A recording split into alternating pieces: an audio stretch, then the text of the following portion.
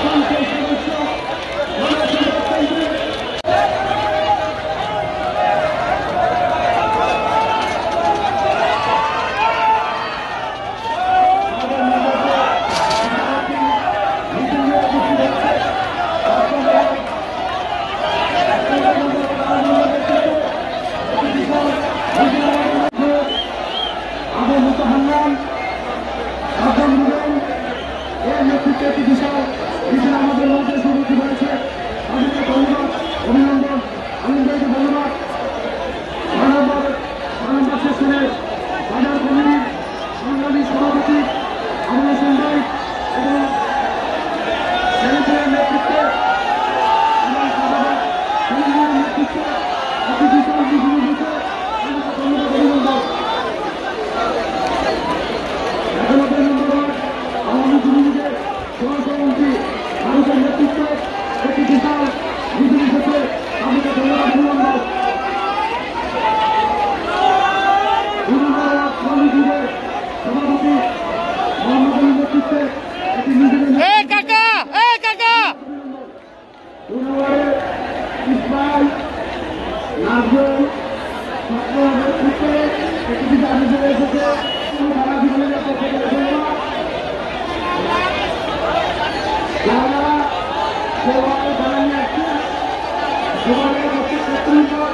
আপনারা আপনাদের জানার সহকারে থাকেন এবং সবাই সহকারে জানানো বাইরে যাবেন না। যারা ওয়ার্ডের জানার আপনারা সেই জায়গায় নিচে থাকবেন। সবাই জানা শুনুন প্রত্যেকটি ওয়ার্ড প্রত্যেকটি ওয়ার্ড জানার নেতৃত্বে থাকবেন। আপনারা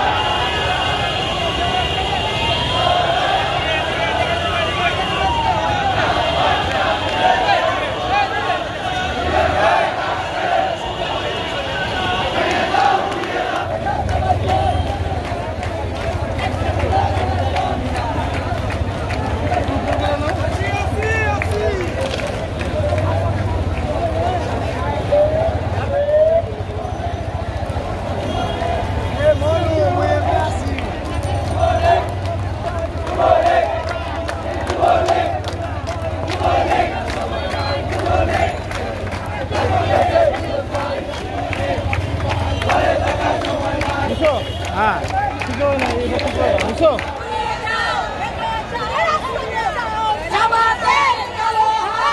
নামো নামো নামো নামো নামো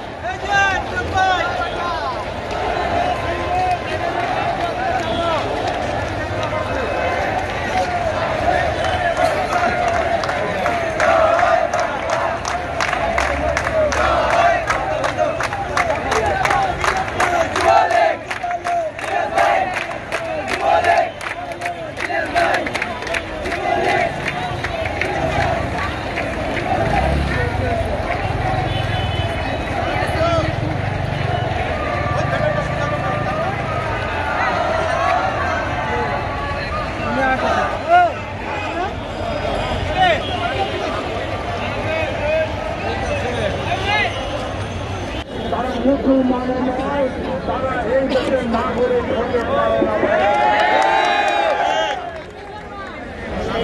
কথাটা এই কারণে বললাম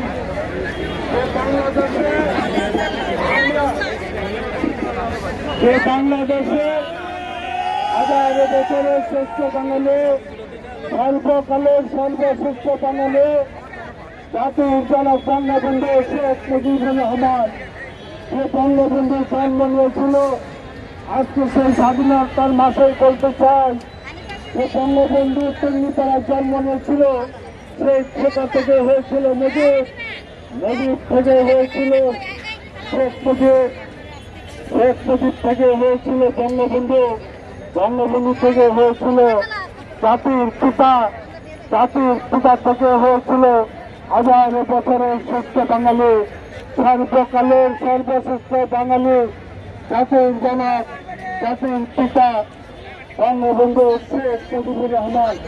যে বঙ্গবন্ধু ছাত্রী ছিল এই বাংলাদেশ থেকে একটি ক্ষুধামুক্ত বাড়িতে মুক্তি ছিল সেই স্বপ্ন, যে ৩০ লক্ষ শহীদের বিনিময়ে ২ লক্ষ মা বোনের ইজ্জতের বিনিময়ে পেয়েছিলাম একটি স্বাধীনতা, পেয়েছিলাম লাল সবুজের পতাকা, পেয়েছিলাম বাংলাদেশের একটি মানচিত্র, পেয়েছিলাম স্বাধীনতার সার্বভৌমত্ব, পেয়েছিলাম একটি সোনার বাংলাদেশ। যে বাংলাদেশে জাতির পিতা না থাকলে এখনো সেই পূর্ব পাকিস্তান হিসাবে গণ্য করা হতো। সেই জাতির পিতার নির্দেশে পেয়েছিলাম দেশ, পেয়েছিলাম লাল সবুজের পতাকা। সেই জাতির পিতার ভাস্কর্যের উপরে যারা হাত তুলেছে তারা এই বাংলাদেশে নাগরিক হতে পারে না। বাংলাদেশে জাতির পিতার ভাস্কর্যের উপরে, আরে তারা তো জানে না জীবিত বঙ্গবন্ধু থেকে মৃত বঙ্গবন্ধুর শক্তিশালী অনেক বেশি।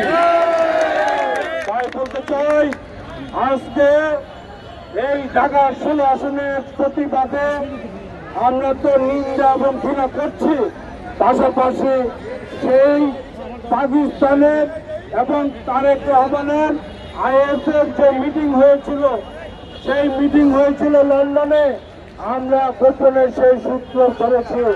সেই সূত্র ধরে ওই তারেক রহমানকে আবার পুনরায় ফাঁসি হুকুম দেওয়া হয়েছে এবং যারা তাদের সাথে জড়িত আছে এই উগ্রবাদী সম্প্রদায়, তাদের যাকেই ধরবে ফাঁসি ছাড়া কোনো কিছু বুঝি না। তাই আজকে হেফাজত ইসলামী যারা বলে তারা বঙ্গবন্ধুর ভাস্কর্যের প্রতিবাদ করে, আমি হেফাজত ইসলামকে বলে দেই, আপনারা হেফাজত ইসলামীর নাম রেখেছেন, আপনার কিসের হেফাজত করে? হেফাজত করবে আল্লাহ।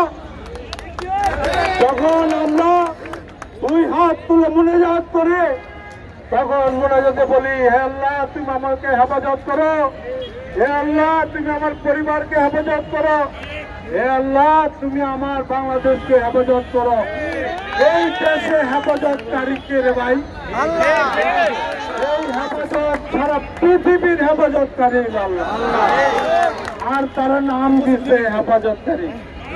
আর যারা জাতির পিতার উপরে, ভাস্কর্যের উপরে প্রতিবাদ করে তাদের আঙ্গুল সব চিপলা কেটে দেওয়া উচিত। তারা ইসলামের নামে ধর্মের তারা কলঙ্ক। তাই বলতে চাই, ওই তারেক রহমানের টাকা পান আর সেই টাকা দিয়ে আপনারা মুখ খোলেন। জিয়া রহমানের ভাস্কর্য হয়েছে তখন মুখ খোলেন নাই কে? হ্যাঁ, তখন তো চুপ আছিলেন। এখন এত উগ্র কেন? এই উগ্র সাম্প্রদায়িক থেকে ছেড়ে দিয়ে সোজা পাকিস্তান চলে যান। এই বাংলাদেশে আপনাদের কোনো ঠাঁই নাই। ভাস্কর্য সারা পৃথিবীতে, সৌদি আরব সহ সারা পৃথিবীতে ভাস্কর্য আছে। যান না, ওখানে যান। আরে আমাদের ৭২ সংবিধানে বলা আছে ধর্ম যার যার, রাষ্ট্র সবার, ধর্ম নিয়ে কেউ বাড়াবাড়ি করতে পারবে না। আরে ইসলাম ধর্ম যেখানে আমাদের আছে, আমাদের যে ইসলাম আমাদেরকে আল্লাহ পাক নিজে হেফাজত করেন। আরে হেফাজতের নাম দিয়া কোরআন শরীফ পড়তে লজ্জা করেন আপনাদের? হেফাজতের নাম দিয়া চাই নামাজ পড়তে আপনাদের লজ্জা করে না? হেফাজতের নাম দিয়া তসবিহ যেখানে আছে, সেখানে টুপি আছে, সেখানে পড়তে লজ্জা লাগে না? হেফাজত চুরি করেন। ঢাকা শোনা আসেন, ওই বুড়িগঞ্জে ওরা ফালাইবার আমরা থাপড়ে মেরে গেলাম। ওই বুড়িগঙ্গায় ওরা যখনই যাবে, বুড়িগঙ্গায় চুবাবো তো চুবাবে, ওই উত্তরে মানুষ চুবাইবো আর আমরা থাপড়ে পাকিস্তান। ওটা বুড়িগঙ্গা নদী। আর এদিকে মানিক আর ডাক্তি বলেছে আমাদের তুরাক নদী। তুরাক নদী বর্ষার পানিতে ফেলাম না, পচা পানিতে ফেলাই মেরালাম। বলতে চাই, ভালো হয়ে যান, সোজা হয়ে যান। ভাস্কর্য হলো সারা পৃথিবীর যারা স্বাধীনতার পক্ষে শক্তি হিসাবে কাজ করেছেন, বঙ্গবন্ধু তার ভাস্কর্য এই ঢাকা 16 আসনের প্রত্যেকটা স্কুল কলেজে ঘোষণা আমি দিয়ে খোলা দিই। বঙ্গবন্ধুর ভাস্কর্য হবে, প্রত্যেক স্কুল এবং কলেজে ভাস্কর্য হবে। ভাস্কর্য হলো ইতিহাস। এই স্বর্ণক করে বঙ্গবন্ধু সারা পৃথিবীর যতদিন থাকবে, বঙ্গবন্ধু আমাদের মাঝে বেঁচে থাকবে, বঙ্গবন্ধুর আদর্শ আমাদের কাছে বেঁচে থাকবে। বঙ্গবন্ধুকে আপনারা হত্যা করেছেন, তার সব পরিবারকে হত্যা করেছেন। বঙ্গবন্ধুর জাতির পিতাকে হত্যা করতে পারেন নাই। জাতির পিতা পৃথিবী যতদিন থাকবে, জাতির পিতা আমাদের মাঝে বেঁচে থাকবে। আজকে এই প্রতিবাদে ঢাকা 16 আসনে যারা এই মিছিলে শরীক হয়েছেন, গণপ্রজাতন্ত্রী বাংলাদেশ সরকারের পক্ষ থেকে, মাননীয় প্রধানমন্ত্রী জননেত্রী শেখ হাসিনার পক্ষ থেকে এবং ঢাকা 16 আসনের আমি ইলিয়াস মোল্লার পক্ষ থেকে আপনাদের সবাইকে ধন্যবাদ জানিয়ে আমি আমার বক্তব্য শেষ করছি। এবং আজকে আমি সবাইকে ধন্যবাদ জানিয়ে বক্তব্য শেষ করতে চাই। এবারে এত স্লোগান দেখতে নেবে, এবারে এত কথা শুনবে। ঢাকা 16 আসনের পক্ষ থেকে আপনাদের ধন্যবাদ জানিয়ে আজকের মতন এখানে সমাপ্ত ঘোষণা করছি। এবং আমি দেখেছি কারা কারা উপস্থিত হয়েছে পিছনে যারা আমার চোখে, এবং সব মিডিয়া কিন্তু আমার ভিডিও ক্যামেরা অলরেডি হয়ে গেছে কারা কারা উপস্থিত হয়ে। আর যারা 19 বছর 19.5 বছর আমার এখানে থাইকা বড় নেতা হিসাবে গণ্য করেন। আরে ভাই, মাথার মধ্যে কাদাল রয়েছে, কাদাল খাইলেন? মাথার মধ্যে কাপড় রেখে কাপড় খাইলেন। এই 20 বছরে যদি হিসাব করি আমি ইলিয়াসুল্লাহ 19টা মামলার আসামি, কিন্তু আপনি একটা মামলার কোনো আসামি না। আরে ভাই, আরে 4 টাকা চালানো হলো তো ভালো আছেন, করেন তো ঘোষণা করেন। আরে আপনার মতন রাজনৈতিক লোক চিনা হয়ে গেছে, আর চিনতে ভুল হবে না। কিছুদিনের মধ্যে 12 টাকা লাঠি মেরে ছেড়ে দিবে জামাত শিবিরের মতন। ভালো থাকেন, সুস্থ থাকেন। আসসালামু আলাইকুম। জয় বাংলা, জয় বঙ্গবন্ধু।